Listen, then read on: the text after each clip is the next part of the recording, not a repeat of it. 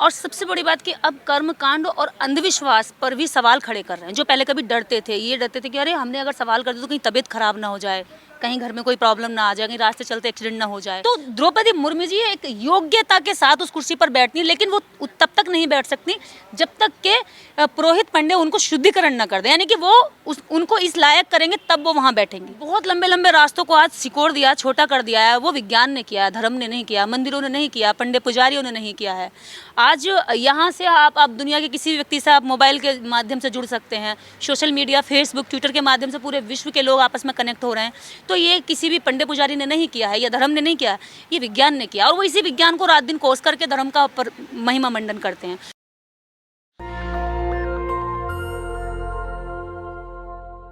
मेरे साथ बहुजन समाज के आंदोलनकारी सोशल एक्टिविस्ट निर्देश सिंह हैं, जो इस देश में लगातार घूम रही और शोषित वंचित समाज को कर्मकांड से, अंधविश्वास से निकाल रही हैं। निर्देश, आप लगातार ग्राउंड पर जा रही हैं, कितना बदला है समाज और कितना लोग शिक्षा की तरफ बढ़े और अंधविश्वास से हटे हैं? देखिए, पहले के मुताबिक आज जब हम देखते हैं तो लोग शिक्षा की ओर तो जाना चाहते हैं, लेकिन सरकारों ने जो शिक्षा की क्वालिटी में गिरावट की है, जो शिक्षित होना चाहते हैं, जिनको शिक्षा का महत्व नहीं पता था, आज जब वो शिक्षित होना चाहते हैं तो उनके लिए आज अब अच्छे स्कूल नहीं बचे। ठीक है, लोग शिक्षा के प्रति जागरूक हो रहे हैं। और सबसे बड़ी बात कि अब कर्मकांड और अंधविश्वास पर भी सवाल खड़े कर रहे हैं। जो पहले कभी डरते थे, ये डरते थे कि अरे हमने अगर सवाल कर दिया तो कहीं तबीयत खराब ना हो जाए, कहीं घर में कोई प्रॉब्लम ना आ जाए, कहीं रास्ते चलते एक्सीडेंट ना हो जाए। आज वो लोग जो नजरोटा घरों के बाहर लगाते थे, आज वो उसको छुटा कर फेंक रहे हैं। कह रहे अगर नज़र लगती तो इस देश के अंदर कोई भी व्यक्ति किसी को भी नज़र लगा के मार सकता था। पर अब आप मुझसे देख लीजिए, मैं ही कुछ साल पहले अंधविश्वासी हुआ करती थी, सब तरह के पूजा पाठ कर्मकांड करती थी, मेरा परिवार दूर दूर तक रिश्तेदार, आज वो लोग छोड़ रहे हैं क्योंकि उन्हें समझ में आ गया कि प्रैक्टिकल और विज्ञान ये दो चीज़ें ऐसी हैं जिस पर जीवन चलता है। कर्मकांडों पर कुछ नहीं है, अपना टाइम और पैसा खर्च होता है। राष्ट्रपति को जिस तरह से कहा गया, उनको दिल्ली के एक मंदिर में नहीं जाने दिया गया, उस पर क्या कहेंगे? इसका भी असर पड़ेगा अगर ये मैसेज जाएगा? देखिए, इसका असर जैसे रामनाथ कोविंद जी गए थे 2018 में जगन्नाथ मंदिर में, तो उनको भी सीढ़ियों पे बैठ के पूजा करनी पड़ी थी, अंदर नहीं घुसने दिया था। इस पर बहुत सारे लोगों ने सवाल खड़ा किया और बहुत सारे लोगों ने ये प्रश्न भी छूटा कुछ लोगों के मन में। वो तो पुष्कर मंदिर का मामला था जो आप कह रहे हैं। कोई सा भी मंदिर हो, देखिए जहाँ दलितों की और ओबीसी की, शूद्रों की जब एंट्री वर्जित है, तो उस एंट्री बैन पर जब एक राष्ट्रपति बनने के बाद भी धार्मिक रूप से वो अंदर नहीं आने देते, तो इससे तो लोगों को पता चल रहा है कि भाई धर्म आपको कहाँ गुलाम बना रहा है। धर्म आपको टूटे फूटे मकान वालों को तो छोड़िए, जो सरकारी बंगलों में रहते हैं उनको नहीं एंट्री देता है। अब द्रौपदी मुर्मू जी को लेकिन अभी एक राजस्थान में अशोक गहलोत ने तमाम जाति के लोगों को पुजारी बनाया, उसका भी ब्राह्मण समाज विरोध कर रहे हैं, तो इसे कैसे देखें? इससे विप्र संगठन बहुत नाराज है। और जब एम के स्टालिन जी ने किया था मंदिरों में आरक्षण का प्रावधान, तब भी इन लोगों ने हंगामा किया था। इसका मतलब जनता ये समझ रही है कि आप केवल एक जाति या एक वर्ग विशेष का मंदिर पर कब्जा चाहते हैं, और उस मंदिर पर कब्जा चाहते हैं जिस मंदिर के अंदर जब राष्ट्रपति भी आएगी तो मंदिर के पुजारी की मतलब परमिशन से आएगी। उनकी विदाउट परमिशन वो एंट्री नहीं कर सकती, और अगर किया तो वो उनका अपमान भी कर सकते हैं, वो इतना हक रखते हैं। यानी कि वो संविधान के विरुद्ध, और संविधान में जो प्रावधान है कि किसी को भी धार्मिक स्वतंत्रता है, एक तरफ तो कहते हैं कि आप इस धर्म को मजबूत करिए, हम हिंदू राष्ट्र बनाएंगे, दूसरी तरफ उसी धर्म के जो लोग हैं जिनको ये आज भी अस्पृश्य मानते हैं, मंदिर में घुसने से भगवान को अछूत मानते हैं, और उसका कितना भी बड़ा ओहदा क्यों ना हो, उसके कपड़े कितने भी साफ क्यों ना हो, वो कितना भी शाकाहारी क्यों ना हो, अगर वो मंदिर में एंट्री कर गया तो इनको लगता है कि भगवान अछूत हो गए, हमारा मंदिर अपवित्र हो गया, उसको धोते हैं।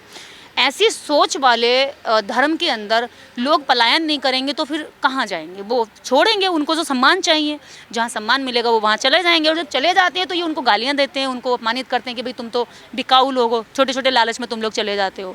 तो सबसे बड़ा चीज़ ये है कि जहाँ तुम एकाधिकार रखोगे, किसी की एंट्री नहीं करोगे, और अगर एंट्री कर दी तो उसको अपमानित करोगे, इस कदर अपमानित करोगे कि इस देश का जब प्रथम नागरिक राष्ट्रपति का अपमान हो रहा, तो देश के बाकी नागरिकों का सम्मान कहाँ रह गया? इसमें आप मुझे बताइए, क्या मैं इसमें अपना सम्मान महसूस करूंगी? जब एक राष्ट्रपति को बाहर से कहा जा रहा है कि गर्भगृह में एंट्री नहीं होगी क्योंकि आप इस धर्म बुलाए हैं, बिना, देखिए ये एक बेकार की बात है। क्या इतने सारे लोग मंदिरों में जा रहे हैं, सबको इनविटेशन देने जा रहे हैं? ये बेकार की बकवास कर रहे हैं वो। अब अपनी बात को छुपाने के लिए अपने मतलब जो इनकी जब खुल जाती है पोल पट्टी और चिट्ठा खुल जाता है कि ये कितने गिरी हुई सोच रखते हैं, तब ये इस तरह के बहानेबाजी बनाते हैं। जब इस मंदिरों के अंदर डेली हजारों लोग जा रहे हैं, क्या ये सबको इनविटेशन देने जाते हैं कि आइए मंदिर आइए? क्या भगवान इनविटेशन देने जा रहा है? द्रौपदी मुर्मू जी या लोगों के सपनों में आ रहा है कि मैंने तुम्हें इनविटेशन दिया, तुम मंदिर में आइएगा? मंदिर का कभी इनविटेशन मानते हैं कि वो ट्राइबल है इसलिए रोका गया? बिल्कुल इसीलिए रोका गया है। आप इसको आप समझिए, जब एक ट्राइबल वुमेन जब राष्ट्रपति बनती हैं तो उनका शुद्धिकरण कुछ पंडे पुजारी करते हैं, और वो पंडे पुजारी द्रौपदी मुर्मू जी की उम्र से उनके बच्चों की उम्र के होते हैं। तो द्रौपदी मुर्मू जी एक योग्यता के साथ उस कुर्सी पर बैठती हैं, लेकिन वो तब तक नहीं बैठ सकती जब तक के पुरोहित पंडे उनको शुद्धिकरण न कर दें, यानी कि वो उनको इस लायक करेंगे तब वो वहाँ बैठेंगी। ये एक सोचने वाली बात है कि भारत के अंदर कितने प्रधानमंत्री, कितने राष्ट्रपति पहले जो रहे हैं, उनका कितना शुद्धिकरण किया गया है। केवल जब एससी होता है तो शुद्धिकरण होता है, ट्राइबल होता है तो शुद्धिकरण होता है, ओबीसी होता है तो शुद्धिकरण होता है। ऐसा क्यों भेदभाव? भारत के अंदर जब आप लोकतांत्रिक व्यवस्था बिठाते तब तक आप ये अपना कास्टिज्म सोच नहीं छोड़ पाते। तो एक आम जनता जो टूटे फूटे झुग्गियों में रह रहा है, गरीबी में रह रहा है, जो खेतों में काम कर रहा है, जो कमज़ोर है, गरीब है, जो ठेला रिक्शा चला रहा है, उसके साथ कैसा व्यवहार, आपकी कैसी सोच रहती होगी? क्या उनको ये इंसान भी मानते होंगे? आप बताइए, क्या ये उनको इंसान तक मानने के लिए भी राजी, इनका ज़मीर कहता होगा कि ये इंसान है? अरे जिस व्यवस्था में तुम इतना नहीं सहन कर सकते कि कोई व्यक्ति मंदिर आए और तुम्हारा भी व्यक्ति मंदिर आए। दूसरा ये है कि तुम्हें मंदिर के दान पे तुम्हारी लड़ाइयाँ होती हैं, पंडे पुजारी मंदिर के दान पर लड़ाई करते हैं। दूसरा, जब सरकारें जब भी इसमें आरक्षण की बात करती हैं, किसी और को भागीदारी देने की बात करती हैं, हिस्सा देने की बात करती हैं, तो ये झगड़े पर आ जाते हैं। क्यों? क्योंकि इन्हें उसमें बैठा हुआ जो एक दान पेटी है, उस दान पेटी में से निकलने वाले खजाने से प्रेम है, और उसी खजाने के प्रेम को, क्योंकि देखिए पुरोहित ब्राह्मण भारत के अंदर अपने आरक्षण को धर्म कहता है। अब तो ये नहीं है कि पुरोहित ब्राह्मण ही है, अब तो हर जाति के होने लगे। हर जाति के, देखिए हर जाति के होने लगे, लेकिन उनका सम्मान कितना है मुझे नहीं लगता कि उनका सम्मान मिलता होगा। लेकिन मैं जब यहाँ पुरोहित बोल रही हूँ, पंडे बोल रही हूँ, तो यहाँ पर कोई एक जाति अपने आप को ना समझे, क्योंकि जब आप कह रहे हैं कि हाँ हमें हर जगह दे दिया, तो ये इनको एक वर्ग को बुरा नहीं लगना चाहिए। पर जब भी पंडे पुजारी की बात करते हो तो केवल एक वर्ग एकदम से परेशान हो जाता है, घबरा जाता है, गालियाँ देने पे उतारू हो जाता है, गुस्सा कर जाता है। तो ये उनकी जो इरिटेशन है वो बताती है कि कहीं ना कहीं उन्होंने ही पुरोहित और पंडों के नाम पर देश को लूटा है, जनता को ठगा है, और सबसे बड़ा नुकसान उन्होंने मानसिक नुकसान किया है इस भारत के नागरिकों का, जो सोचने समझने से विकलांग कर दिए कि भाई हमें आगे बढ़ने के लिए गाड़ी, मोटरसाइकिल, बाइक, कैमरा, ये माइक, जीवन में सुविधा और कम बहुत लंबे लंबे रास्तों को आज सिकोड़ दिया, छोटा कर दिया है। वो विज्ञान ने किया है, धर्म ने नहीं किया, मंदिरों ने नहीं किया, पंडे पुजारियों ने नहीं किया है। आज यहाँ से आप दुनिया के किसी भी व्यक्ति से आप मोबाइल के माध्यम से जुड़ सकते हैं, सोशल मीडिया, फेसबुक, ट्विटर के माध्यम से पूरे विश्व के लोग आपस में कनेक्ट हो रहे हैं। तो ये किसी भी पंडे पुजारी ने नहीं किया है या धर्म ने नहीं किया है, ये विज्ञान ने किया, और वो इसी विज्ञान को रात दिन कोस करके धर्म का महिमा मंडन करते हैं। तो जितने भी धार्मिक लोग हैं इसको यूज़ करना छोड़ दें, तब लगे कि हाँ कुछ शक्ति है तुम में, मंदिरों में कुछ रखा है। धर्म से दिक्कत है या कर्मकांड से दिक्कत? देखिए, धर्म में फैले आडंबर और पाखंड से दिक्कत है। धर्म धारण करने का विषय है, धर्म दिखावे का टॉपिक नहीं है। धर्म किसी के शोषण करने का माध्यम नहीं है, माध्यम नहीं होना चाहिए। धर्म किसी की मॉब लिंचिंग करने का एक रास्ता नहीं होना चाहिए, तब तो वो धर्म है। धर्म के आधार पर भेदभाव को पनिशेबल ऑफेंस माना गया। आज़ादी के 75 साल बाद भी देश की राष्ट्रपति मंदिर के गर्भगृह में नहीं जा सकती हैं, तो आखिर ऐसे में सवाल तो होता है।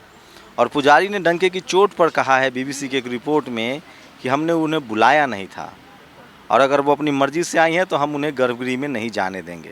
ये पुजारी का बयान है जो बीबीसी के कैमरे में रिकॉर्ड है। तो सोचिए कि आम दलित, पिछड़े, आदिवासी, किसान जातियों का क्या होगा। अभी तमिलनाडु में भी एक दलित महिला को नहीं जाने दिया गया मंदिर, उसके बाद 20 पुजारियों पर केस दर्ज हुआ है SC/ST एक्ट में। तो संविधान कहता है भारत का कि आप किसी भी धर्म को मान सकते हैं।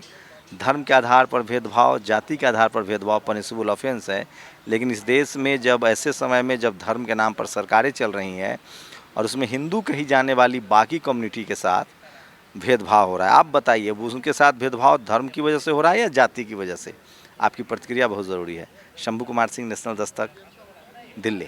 नेशनल दस्तक की आपसे गुजारिश है कि अगर इसको बचाना चाहते हैं तो नेशनल दस्तक को सब्सक्राइब करने के लिए रेड कलर के सब्सक्राइब बटन को दबाएं, फिर बेल आइकन की घंटी दबाएं। नेशनल दस्तक को बचाने के लिए बहुत जरूरी है कि हर खबर को शेयर करें, लाइक करें, कमेंट जरूर करें।